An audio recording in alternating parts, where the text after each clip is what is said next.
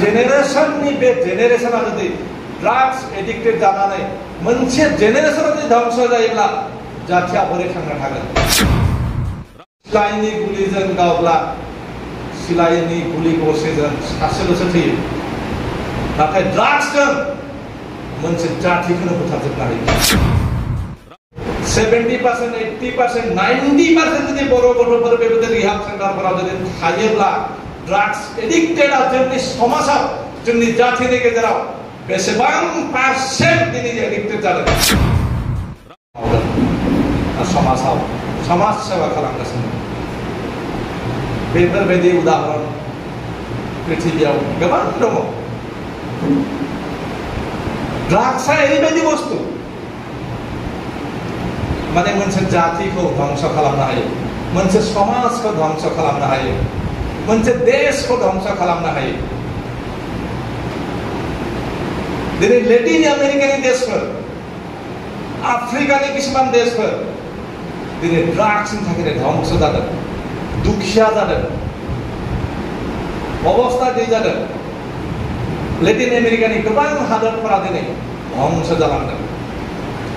जों बर'फ्राबो नोंसोर बायदि जुदि जेनेरेशना नोंसोर गावबा गाव महरफोरखौ नाय, चेहराफोरखौ नाय, बैसोफोरखौ नाय, नोंसोरनि जेनेरेशननि बे जेनेरेशना जुदि ड्राग्स एडिक्टेड जानानै मोनसे जेनेरेशना जुदि धंस जायोब्ला जाथिया बोरै थांना थागोन? बर' जाति हिसाबै, बर' जोलै हिसाबै बोरै थांना थानो हागोन? नोंसोरनो जुदि बेबायदि लामा लायोब्ला।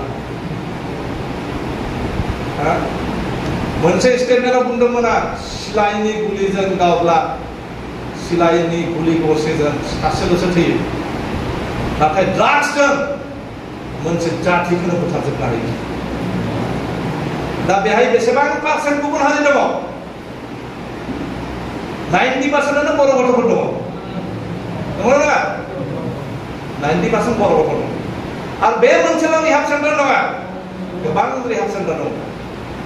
बे गोबां रिहाब सेन्टाराव जुदि बर' गथ'फोरानो जुदि 70%, 80%, 90% जुदि बर' गथ'फोर बेबायदि रिहाब सेन्टारफोराव जुदि थायोब्ला ड्राग्स एडिक्टेडआ जोंनि समाजाव जोंनि जाथिनि गेजेराव बेसेबां पारसेन्ट दिनै एडिक्टेड जादों?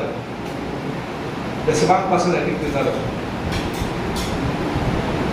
एसे सिन्ता खालाम। नोंसोरबो गोरों, एजुकेटेड, क्वालिफाइड, एसे सिन्ता खालामनाङा। जाथिया बोरै थांना थागोन? जाथिया बोरै थांना थागोन? नेशनेल सेन्टिमेन्टखौ लानांगोन जों, जातीयताबादि सिन्ताधाराबो थानांगोन जों, हारिखौ बोरै फोथांनानै लाखिनो हागोन बेबो जोंनि गोसोआव थानांगोन। जिहेतु जों आन्दोलन खालामबाय थादों, माहारिखौ फोथांनाय आन्दोलन, बर' माहारिखौ मोनसे गेरेमसा माहारि दानायनि आन्दोलन, मोनसे रिभलिउसन खालामबाय थादों। बर' जातिखौ फोथांना लाखिनाय, बुहुमनि गेजेराव गेरेमसा बर' माहारि दानो थाखाय दिनै सुप्रिम सेक्रिफाइस खालामनांबाय। हाजार हाजार बर' सेंग्राफोर थैलांबाय। नाथाय नोंसोर दिनै बहा मुखुब जानानै थादों, बहा नांथाबनानै थादों?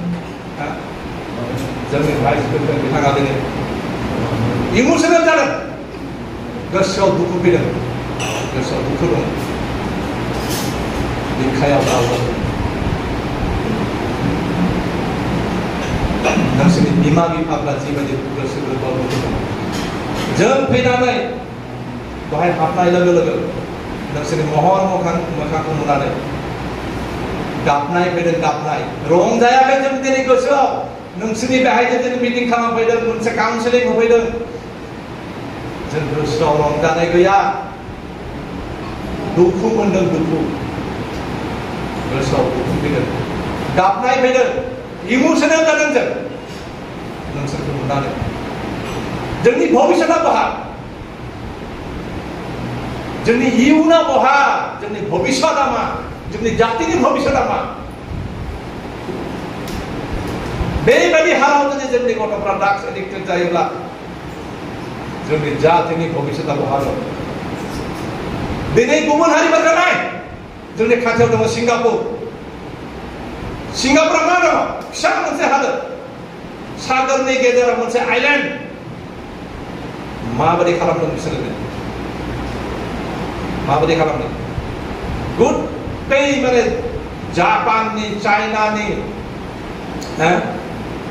बिथिं गुट्टै माने कम्पिउटारनिफ्राय मबाइलनिफ्राय जेसेबां माने गासै एसेम्बल दिनै माबायाव जायो सिंगापुराव जायो सिंगापुराव जायो दिनै करियाफोरखौ नाय करियानफोरखौ माबायदि डेभेलप खालामदों साउथ करिया थांनानै नाय दिनै जापानाव नाय जापाना माने हरनै एटम बम जानानैबो नैथि मुलुग दावहायाव सेकेन्ड वर्ल्ड वाराव नागासाकी हिरोशिमा हरनै एटम बम जानायनि उनावबो दिनै जापानखौ माबायदि खालामदों बिसोरो माबायदि दावगादों जोंनि खाथि खालानि हादरफोरखौ नाय जोंनि मंगोलियान फोलेरनि महर मोखां जोंबायदिनो ना बेदर खांख्राइ साम' जाग्रा एम्फौ एनला जाग्रा जाथिफोर दिनै नाय बिसोरो माबायदि दावगादों माबायदि जौगादों आरो दिनै जों बहा दङ दिनै जों बहा दङ जोंनि बिबाना मा जोंनि रेसपन्सिबिलिटि जोंनि दायित्व जोंनि माने कर्म जोंहा जेबो गैया नामा जोंहा जेबो रेसपन्सिबिलिटि गैया नामा जे समाव दिनै नोंसोर मोनसे माबायाव आखा फाखा जानाङोमोन सोरबा फुटबलाव सोरबा भलिबलाव सोरबा मा मोनसे इनभेन्सन खालामनायाव आबिष्कार खालामनायाव सोरबा डक्टर सोरबा इन्जिनियार सोरबा मुंदांखा फुटबलार सोरबा मुंदांखा सिंगार सोरबा साहित्यिक बायदि बायदि माबायाव आखा फाखा जानांगौ जाथियाव बोरै थांना थागोन बेसेबां पारसेन्ट जोंनि गथ'फोरा दिनै 80 बिलियन साननो हायो लेखा गोरों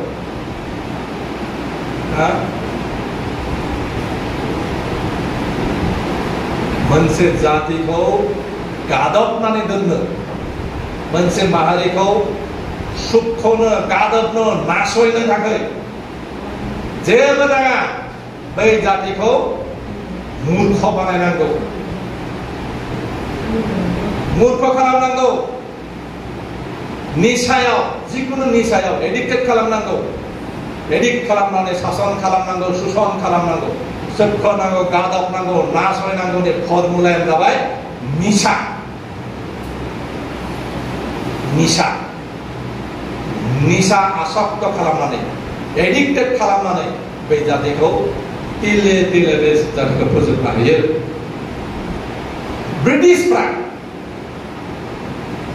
ब्रिटिशफोरा इन्डियान साबकन्टिनेन्टखौ 200 बोसोर राजत्व खालामदोंमोन ना 200 years रुल खालामदोंमोन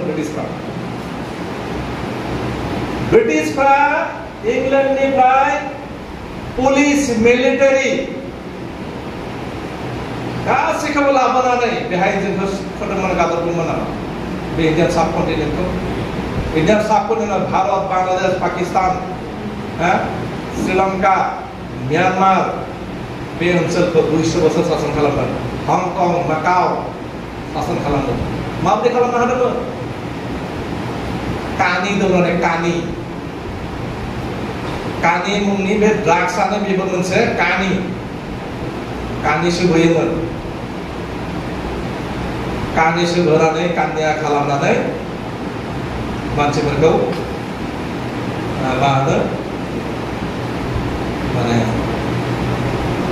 खर' जेबो गैयै साननो हानाय गोहो गैयै माने लेखा गोरों नङै खालामनो थाखाय बे कानि दौनानै 200 बोसोर सासन खालामनो बिसोर बे ब्रिटिशनि फर्मुलाया दाबो जों साहा बागानफोराव नुनो मोनो बे गिदिर गिदिर साहा बागान दङ ना गयका मेघर टाटा बिरला बिसोरनि जे गिदिर गिदिर उइलियामसन मेघर बिसोरनि जे साहा बागानफोर दङ बे साहा बागानफोराव बै 200 बोसोर कानि दौनानै सासन खालामनाय जे फर्मुला दाबो बे बागानफोराव दङ माबायदि दं मिथिबाय संख्रि सा लोंनाय संख्रि सा ट्रेक्टरनि उनथिंजाय गिदिर गिदिर टेंकियाव